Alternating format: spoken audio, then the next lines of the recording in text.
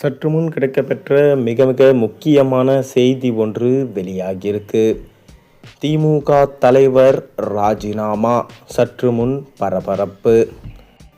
நடந்து முடிந்த சட்டசபை தேர்தலில் திமுக வரலாறு காணாத தோல்வியை சந்தித்திருக்கிறது. தவேக ஆட்சியை பிடித்து விஜய் முதலமைச்சராக மாறியிருக்கிறார். மேலும் சொந்த தொகுதியான கொளத்தூரிலேயே ஸ்டாலினின் தோல்வி மிக பெரும் அதிர்ச்சியை ஸ்டாலினுக்கு தந்தது. மேலும் மன உளைச்சலில் இருப்பதாக தற்போது செய்திகள் வெளிவந்திருக்கிறது. இதனால திமுகவில் மிக பெரும் அளவில் மாற்றத்தை கொண்டு வர வேண்டும் என்பதற்காக அடிப்படை உறுப்பினர்கள் முதல் தலைமை வரைக்கும் மாற்றங்களை செய்ய ஸ்டாலின் அவர்கள் தற்போது திட்டமிட்டிருக்காரு. அதாவது ஸ்டாலின் அவர்கள் அடுத்த கட்ட நடவடிக்கையா தலைவராக கட்சியில் யாரை கொண்டு வரலாம், உதயநிதி ஸ்டாலினை கொண்டு வந்தால் தற்போது அது மிக பெரும் பிரச்சனையாக மாறிவிடும். மேலும் தற்போது நடைபெறக்கூடிய இடைத்தேர்தலில் 5 தொகுதிக்கான இடைத்தேர்தலில் திமுக மிக பெரும் அளவில் வெற்றியை பெற வேண்டும். அதை செய்தால் மட்டும்தான் திமுக தப்பிக்கும். ஒருவேளை தோல்வியை சந்தித்து விட்டால் துணை செயலாளர்கள் பதவியின் எண்ணிக்கை கூடுதலாக படுத்துவதும் தற்போது இருக்கக்கூடிய அமைச்சர்களை, அதாவது வயது மூப்பின் காரணமாக இருக்கும் அமைச்சர்கள் மற்றும் நிர்வாகிகளை ராஜினாமா செய்ய வைப்பதும் தான் ஸ்டாலின் அவர்களின் அடுத்த கட்ட நடவடிக்கையாக இருக்க போகிறது. ஸ்டாலின் அவர்கள்தான் திமுகவின் தலைவராக செயல்பட்டு கொண்டிருக்கிறார். மேலும் அந்த இடத்திற்கு ஒருவரை அதிகாரத்தில் இருக்கக்கூடிய யாரோ அவருக்கு தான் அந்த பதவியை கொடுப்பார் என்கின்ற விஷயமும் தற்போது வெளிவந்திருக்கிறது. அதாவது செந்தில் பாலாஜி, KN நேரு போன்றோர் ஸ்டாலின் அவர்களுக்கு வலது இடது கரமாக செயல்பட்டார்கள். ஆனால் துரைமுருகன், பொன்முடி, KN நேரு இவங்க அனைவர்களுக்கும் வயது மூப்பு ஆகிவிட்டது.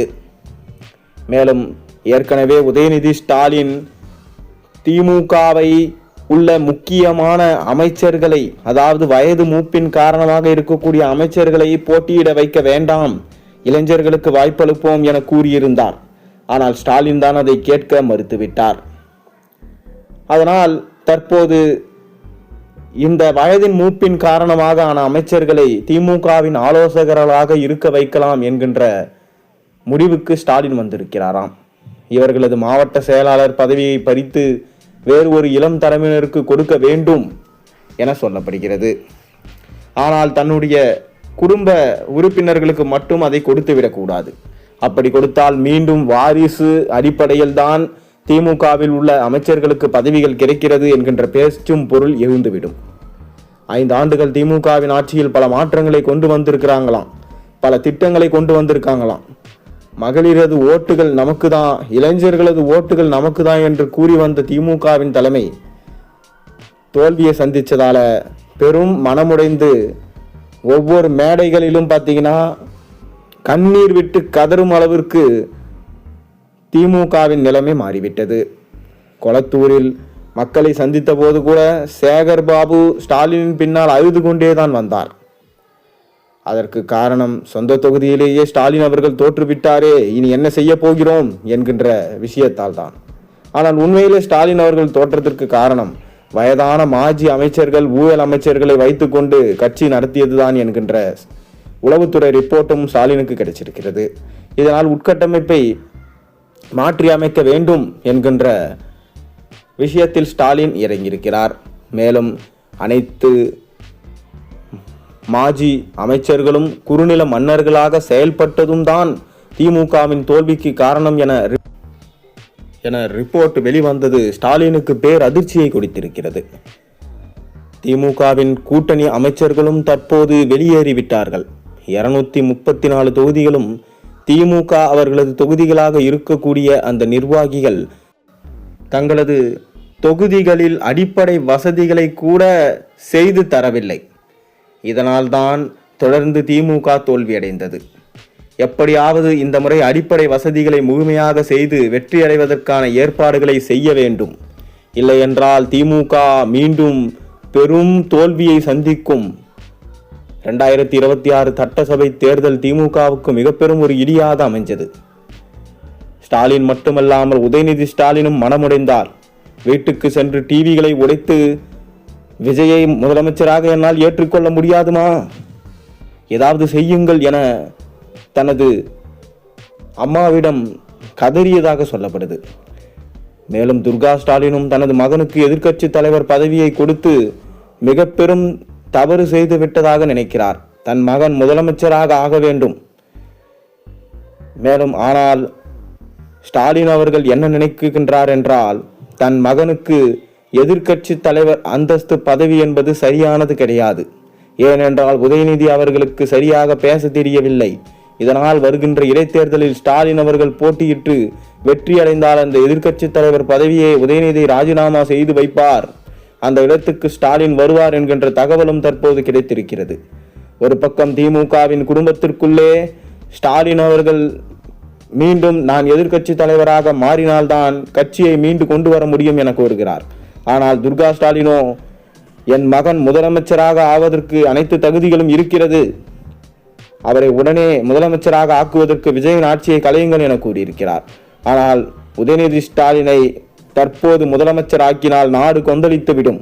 வாரிசு அரசியல் என்பது மக்கள் புரிந்து கொள்வார்கள். அதனால் பொறுத்திருந்து சரி செய்தால்தான் ஒவ்வொரு அடிமட்ட தொண்டர்களிலிருந்தும் நிர்வாகிகள் மாஜி அமைச்சர்கள் முழுவதாக ராஜினாமா செய்து வைத்து பிறகு இளம் ரத்தத்தை உள்ளே புகுத்திய பிறகு உதயநிதி ஸ்டாலினை முதலமைச்சர் ஆக்கிவிடலாம் என்கின்ற கணக்குகளை ஸ்டாலின் போட்டிருக்கிறாராம். ஏனென்றால் ஒவ்வொரு மாவட்ட செயலாளர்களும் குறுநில மன்னர்களாக செயல்பட்டிருக்கிறார்கள். இனியும் அவர்கள் செயல்படாமல் மக்களுக்கான தலைவர்களாக அந்த தொகுதியில் செயல்பட வேண்டும் என சொல்லப்படுகிறது. ஒவ்வொரு தொகுதியிலும் மக்களுக்காக கொடுக்கப்பட்ட பணங்களில் முழுவதுமாக மக்களுக்கு செலவு செய்யவில்லை. அதில் அனைத்தும் சில மாவட்ட நிர்வாகிகளுக்கு வீட்டுக்கு தான் சென்றது. இதுதான் ஸ்டாலின் அவர்கள் மிக பெரும் அளவிலான ஒரு தோல்விக்கு காரணம் என சொல்லப்படுகிறது. மீண்டும் தோல்விக்கு அடித்தளமாக திமுகவை சார்ந்தவர்கள் இருக்கக்கூடாது. குடும்ப உறுப்பினர்கள் திமுக தேர்தல் விவகாரங்களில் தலையிடக்கூடாது, சிபாரிசும் இருக்கக்கூடாது, கமிஷன் பெறக்கூடாது என்பதை மாவட்ட செயலாளர்களிடம் ஸ்டாலின் அவர்கள் சொல்லியிருக்கிறார். இனி இது போன்ற நிகழ்வுகள் திமுகவில் நடக்கக்கூடாது. தமிழ்நாட்டில் மாற்றங்களை திமுக ஏற்படுத்தாமல் செய்துவிட்டால், கூட்டணி கட்சிகளின் ஆதரவு இல்லாமல் தோல்வி அடைந்துவிட்டால் நிச்சயம் திமுக என்பது 30 ஆண்டுகள் அரியணையில் ஏற முடியாத சூழல் உருவாகிவிடும் என்கின்ற தகவலும் தற்போது ஸ்டாலின் தெரியப்படுத்தியிருக்கிறார். இதனால் மனவேதனையில் இருக்கும் ஸ்டாலின் தற்போது மீண்டும் எப்படியாவது கட்சியை கொண்டு வர வேண்டும் என்பதற்காக வயதான அமைச்சர்களாக இருக்கக்கூடிய துரைமுருகன், பொன்முடி, KN நேரு, KSSR ராமச்சந்திரனை கட்சியில் விட்டு ராஜினாமா செய்யுமாறு வற்புறுத்தி வருவதாக செய்திகள் வெளியாகியிருக்கிறது.